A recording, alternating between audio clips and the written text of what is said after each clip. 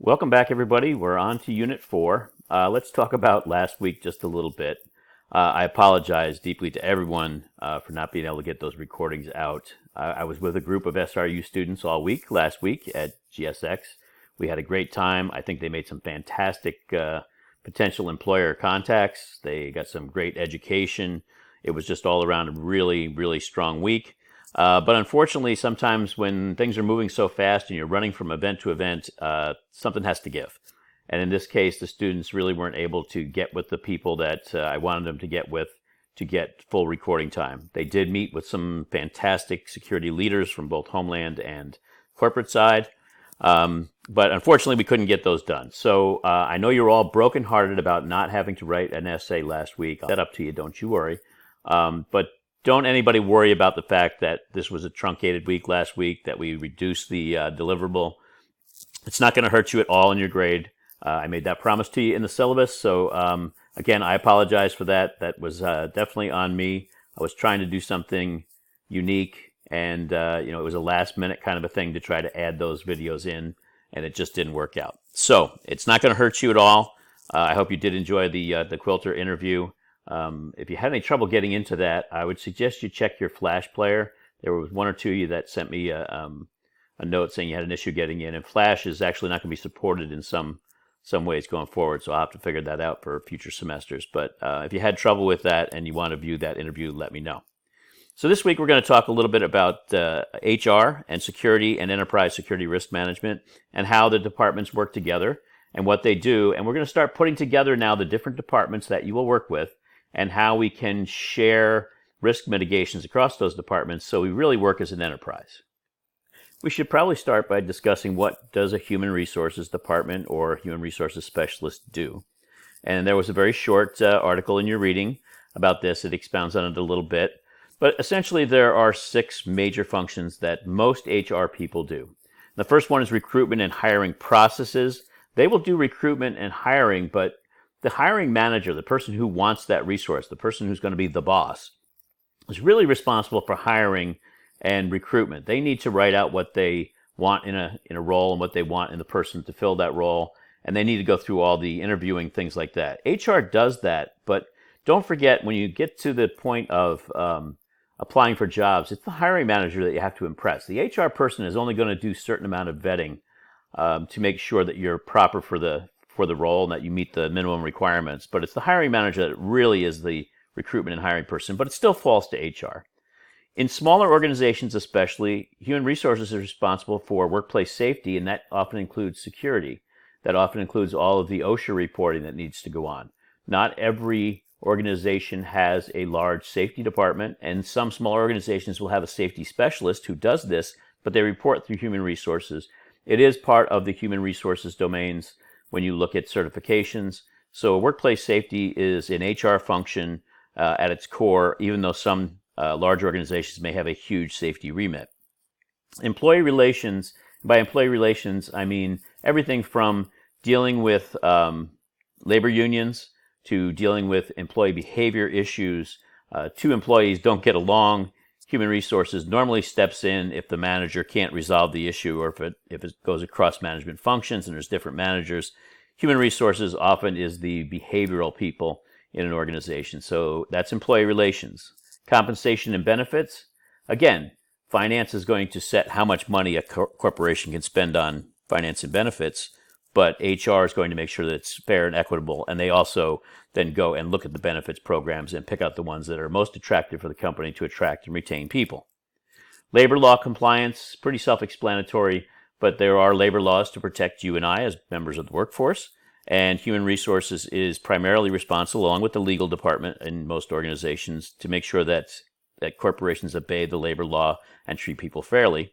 And then training and development, again, it could be a mixed bag where the safety department is training on safety, the manufacturing department is training on manufacturing processes, but training and development, especially leadership training and development, falls squarely to human resources. So those are the 6 major domains that human resources specialists work in.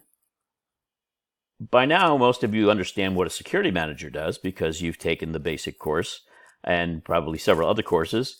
And so let's look at some of the crossover between HR and security and how the crossover might affect crossover risk and working relationship. So background check is part of the recruitment and hiring process, and that normally falls to human resources.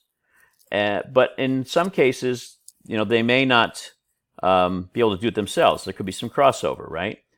Rehire and no hire stances, if someone is fired or leaves the company, whether they're eligible for hire or rehire or not, based on a potential security reason, is something that crosses over between the two. Non-compete and non-disclosure agreements, and this is primarily now put toward cybersecurity, but when you hire someone, you have them sign a non-compete or non-disclosure agreement so that they don't walk away with company secrets legally. They're bound by that agreement after they leave the company, and that is something that's done as part of the hiring process. And then part of hiring, really, you have to couple that with firing. Termination processes and protections. Certainly, if there's going to be a termination, and it may be one that's a little bit tense, it's going to be a termination with cause where the person may react badly. There's obviously some crossover between HR and security on making sure proper protections are in place. So in the hiring process, security has a bit of a dog in the fight. It belongs to HR, but you can see where in these cases, security has a reason to be concerned. If we look at the next domain of HR work, workplace safety, certainly crisis management and business continuity, security has some interest in that, but so does HR when they're wearing their workplace safety hat. The termination processes and the rehire, no hire stances we talked about just a second ago really do fall into workplace safety as well. If there's going to be there's going to be a termination and that person is going to overreact, it could spill over into a workplace violence type incident.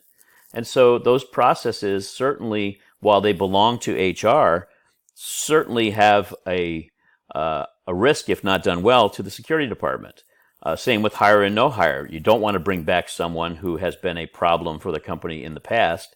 And so the rehire and no hire stances or policies, certainly security has an interest in that as well. Workplace violence goes without saying. That's something that both HR and security have to worry about, along with acceptable conduct policies, what you can and cannot do in the workplace.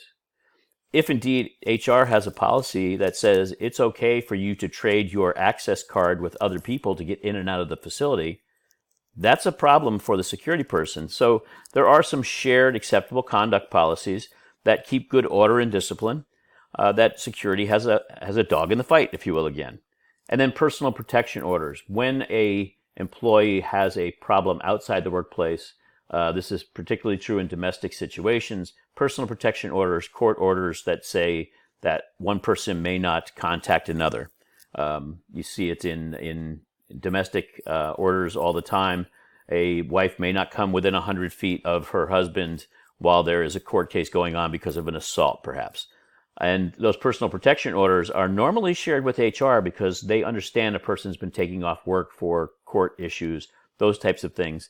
And certainly, as the security person who's protecting the site, you want to understand who should not be there by court order, because those orders normally include the workplace.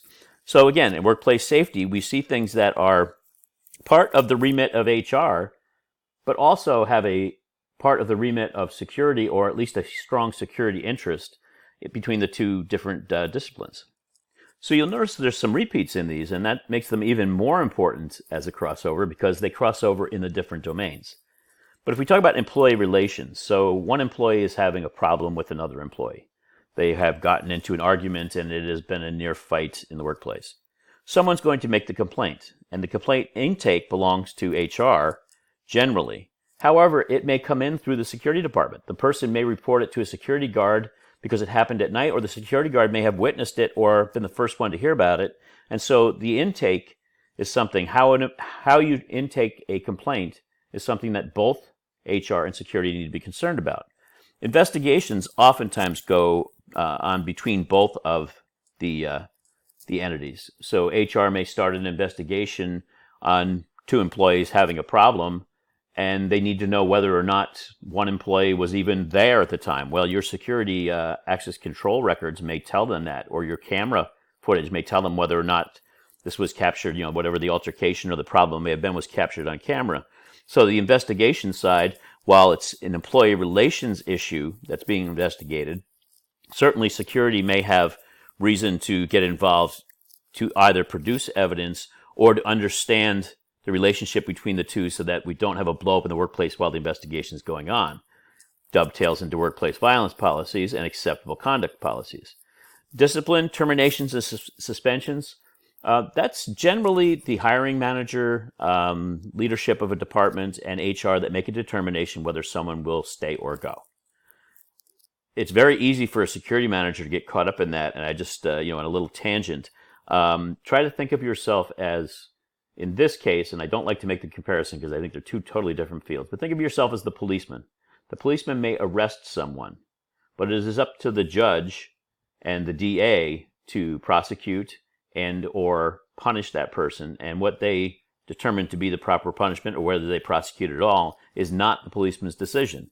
So if you think of it in that term, you do have some dog in the fight on discipline because you may have to help it be affected. So if the discipline is a termination, you certainly then need to make sure this person can't come back into the workplace. So you have something there. Don't get caught up in the part of discipline too much, because if it's in your best interest to be impartial, to investigate something or to provide information and stay neutral and let others determine what the outcome would be. And then again, in employee relations issues, there could be personal protection orders, and just like before, you'll want to understand what that means and how you can best protect that person. So compensation and benefits, there's a little less crossover, but there still is, because you may be asked to investigate benefits fraud. And benefits fraud is something that does run fairly rampant in the workplace, especially in large corporations. People tend to put other people on their benefits. They tend to overstate things if they have a benefit. I've done a number of cases where a company matches contributions to charities, and people will either invent their own charity or overstate the amount that they gave so that the charity benefits, but they don't have to come out of pocket.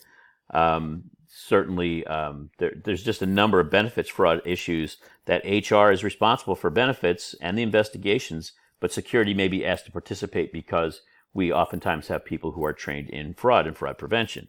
Then there's the basic management crossover, comp and benefits for your own team. So everybody has a crossover with HR and the risks of comps and benefits for your own team. And the risk really there being that if you don't properly compensate and don't have benefits that are attractive, you will have turnover on your team. That will hurt your quality of your operations. So everyone really has that, but it is an important crossover with HR. Human Resources has the primary responsibility for labor law compliance reporting, but every manager has the responsibility for labor law compliance. Every employee has the responsibility for labor law compliance. So it's one of those cliches where security is everyone's responsibility. Well, labor law is certainly everyone's responsibility because HR can only report and train people on it, but they can't guarantee it, and that really comes from managers. Now, when you do investigations, there's fair treatment in investigations, and a lot of it has to do with the Fair Credit and Reporting Act, both on backgrounds and investigative processes, so that you are not asking questions you cannot ask. You are not digging into records that you shouldn't dig into without permission of the person being investigated in some cases, which seems counterintuitive, but it is required. And then there's a duty to protect and a duty to report. We'll discuss those later in the semester. We're going to have a week where we're going to talk a little bit about labor law and the risk management for security in that realm.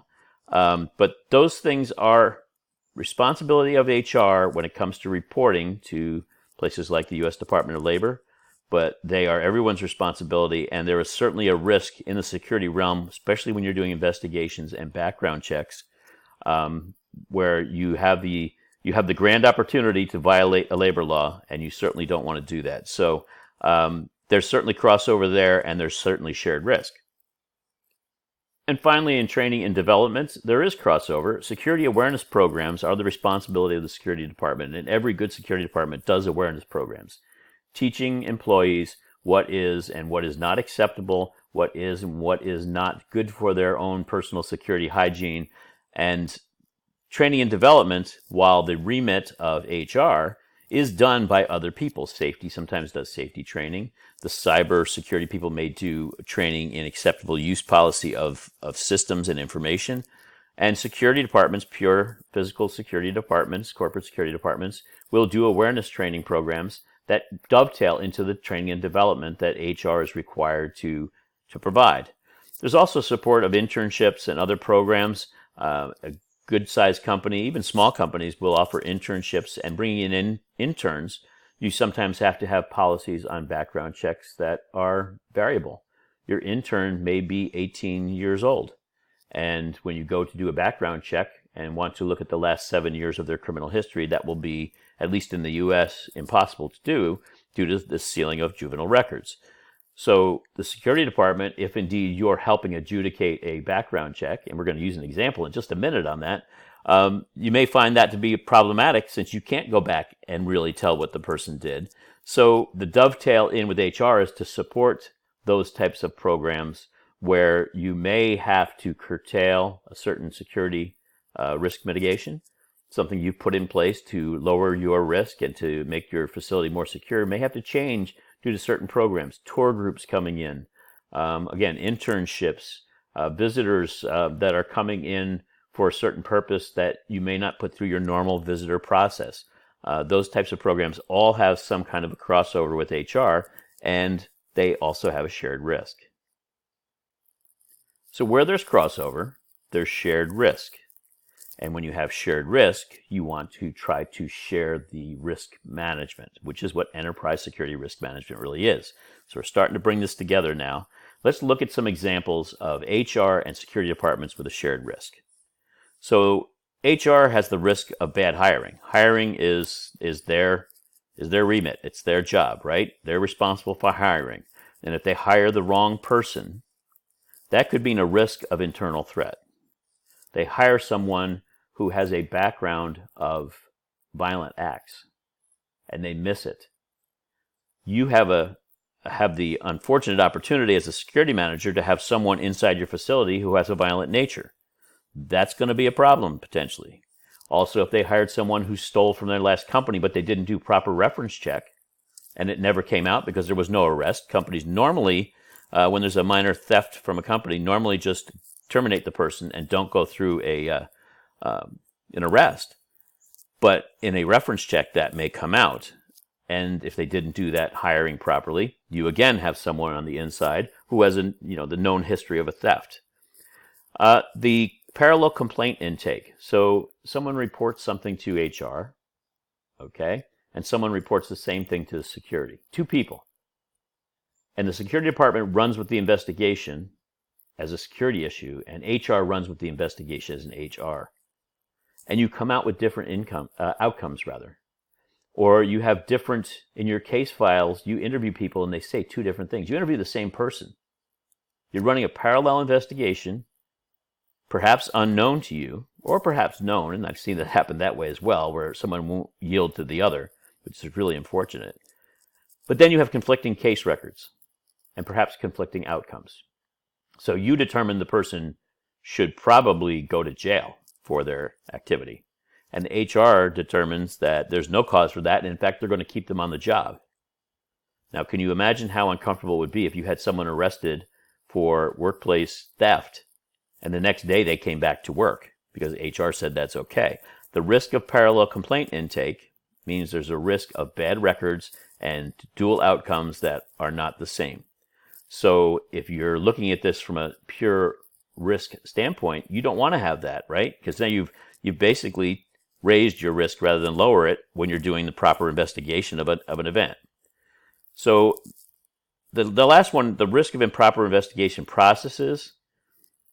If indeed you start an investigation and you don't use the right process and you violate a labor law, you will likely be sued for wrongful termination, and the person would likely win.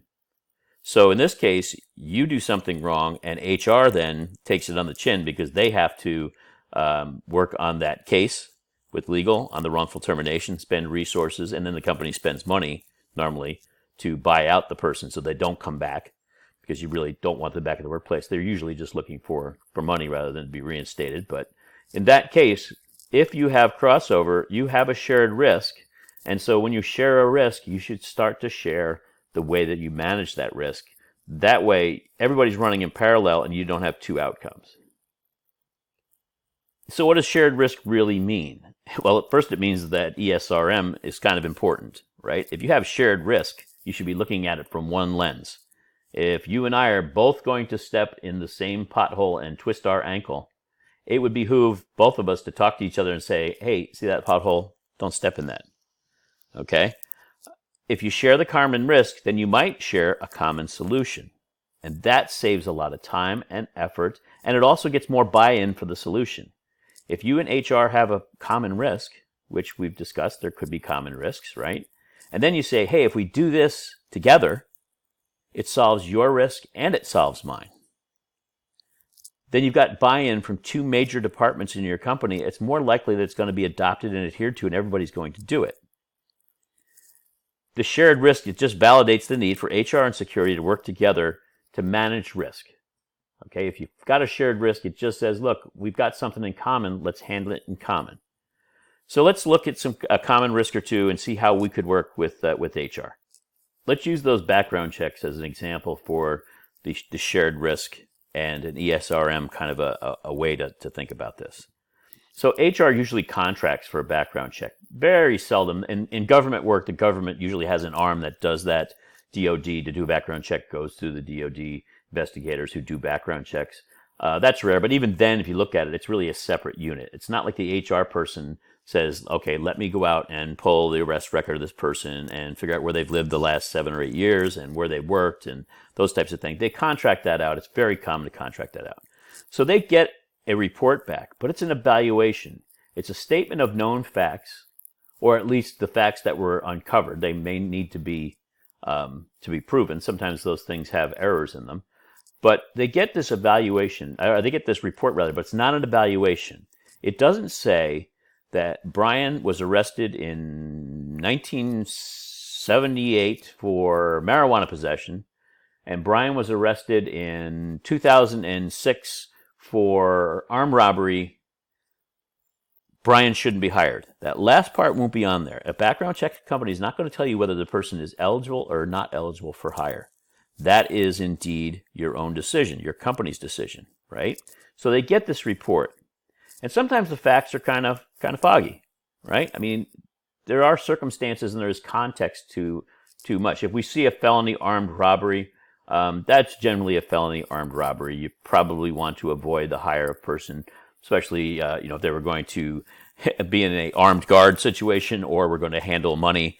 You kind of avoid that. But what about a disorderly conduct? Okay, so perhaps Brian was arrested for disorderly conduct in 1978.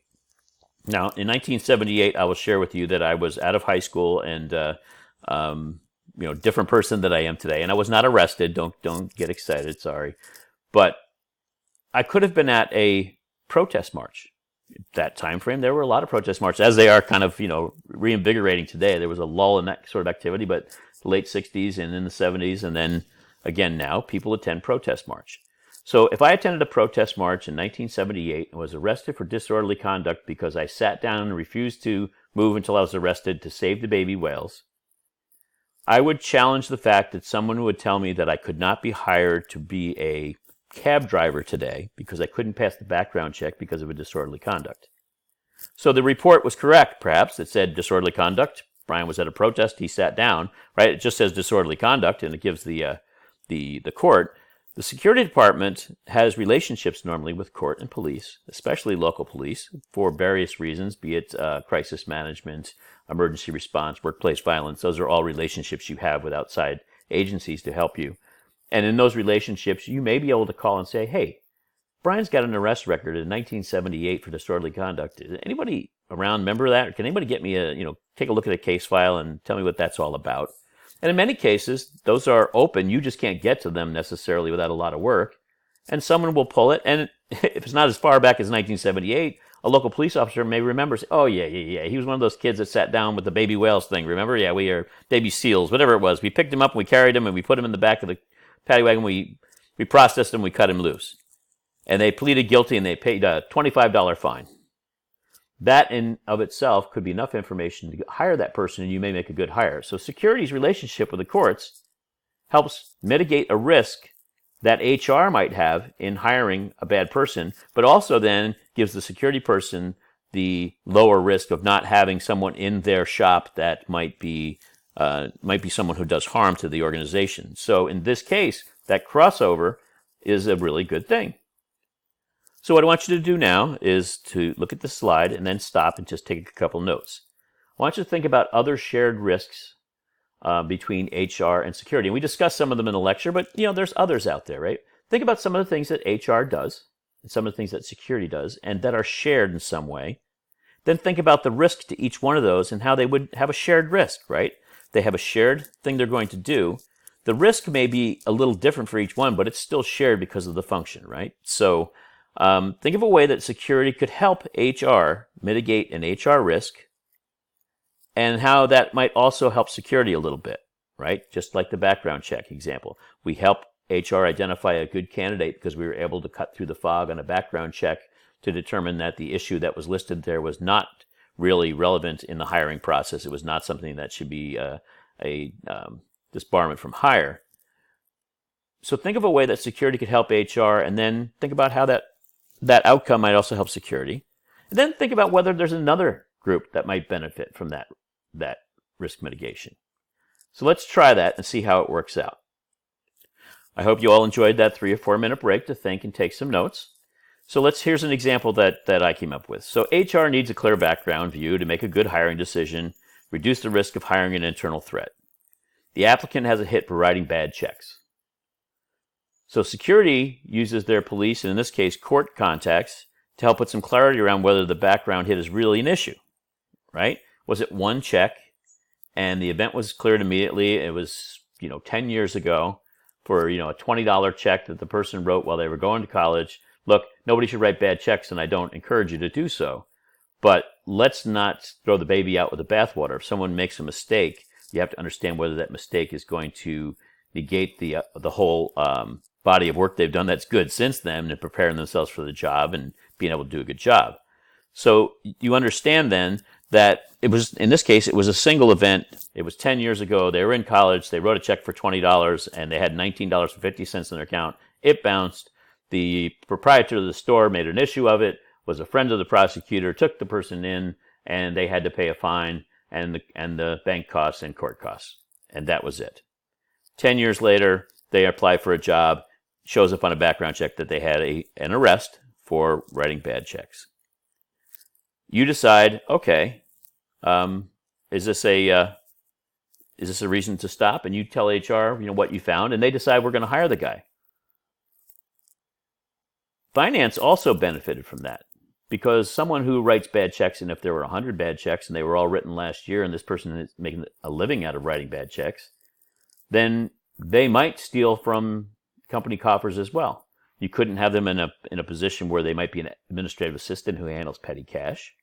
You couldn't have them being someone who approves checks to be written on the company's behalf because they could write them to the wrong people or write them to themselves, which has happened, rerouting checks to their own accounts. So finance benefits as well. So HR had a risk of making a bad hire. Security had a risk of having someone in the facility that might be a thief. They worked together to mitigate that risk. Security finding out information from the courts, giving it to HR, and HR says, okay, now I can hire this person. The risk is now much less than you thought it was. And finance benefited because now they know that the person coming in is not someone who's going to do them harm and potentially steal from the company. If you got all that, then applaud yourself, because what you've done is looked at enterprise security risk management going on between just two entities. The HR department and the security department working together to identify their own unique and individual risks, putting those together to see where there's crossover between those risks, where they both have a dog in the fight, then working together using one's resources or the other to help the other mitigate that risk while they're also mitigating it for themselves, and having an outcome then that in turn could help other departments. You're practicing enterprise security risk management. I know that might surprise you, but that's exactly what you did. And you're going to do more of it. So this week, there are several short articles. They're internet-based articles. They're really easy reading. They're, scroll the page a couple of times maybe and you're done with it. In some cases, not even once. But they put the context of what an HR role is and how it might work with the security department, just to give you some context about the two different franchises, if you will, security and HR. And so it'll put it in context of how they might work together. You view the lecture, which you just did, so that's already done. And then in the discussion, you're going to add your own discussion based on that you try it slide we just did. Okay, and the description will be in the discussion, but you're basically going to identify common risks between HR and security, knowing what you know about what both of them do now, and how that risk might be mitigated, and how that risk might help both, and then how that might help a third party that wasn't even involved in it in the enterprise, but they get a benefit from the fact that HR and security work together to mitigate a risk. You'll write that up just like you did the last essay, same way, paragraphs, and everybody did a fantastic job on that. I was really both relieved and impressed, because sometimes students don't write as well as they think they do, and we didn't run into that here. So same format as last time, and again, the directions will be very specific in the discussion block to tell you the steps, and each one of those steps should be a paragraph. What's slightly different, the format's the same as week 2, but then you must also do one comment, a minimum of 100 words, on the discussion post of another student. You know, I guess it's pretty easy to say good job 20 different ways and get 100 words out of it, but that really isn't very helpful. If you want to say good job, you can do that in 2 words, good job. Your response doesn't need to be in third person. You can say, I think, that what you mentioned might be good, and if you mention another department or person who might benefit from the working together, the risk management exercise that HR and security went to protect the enterprise, and you mention one that the writer didn't mention, that's a big plus. And if you respond to more than one, it will certainly increase your grade. So if you want to comment to one in 100 words, after you've written yours, that you have met the minimum. If you indeed in that comment mention another department in a company that they talked about, or the organization they talked about that might benefit from the mitigation that HR and security came up with from their common risk, you mention that other department they didn't mention, that's going to help you. And then if you do more than one of those, it's going to help you even greater. So I would suggest a minimum of 1, because that is what the minimum is. But if you're looking to get that A, I suggest you go beyond 1. And that is it for this week. Call me, text me, write me. I will answer. I don't think, stood anybody up yet. I've had a number of students who have sent me messages. They weren't able to get into a certain file, or they couldn't open something up because in one case it was just too early. Somebody was anxious, but I try to answer very quickly. So, please reach out. I have one trip this week. It's only an overnight, and it's domestic, and it's the same time zone as y'all, so shouldn't be any problem. But with that, I look forward to seeing your discussions and commenting on them myself. If you see a comment from me, don't be afraid to answer me back. It all counts toward a more well-rounded discussion, which increases your grade, quite frankly. Let's try to get those discussions. They're due on Sunday. However, if you get them in earlier, people can comment on them. That it also increases the likelihood of a better grade. So let's try to get those in, if you can, by Thursday. If not, by the end of the week. So at least people have the weekend to make their comments, and they don't have to spend the whole weekend waiting for people to submit those essays. Have a great week, and we will talk to you soon.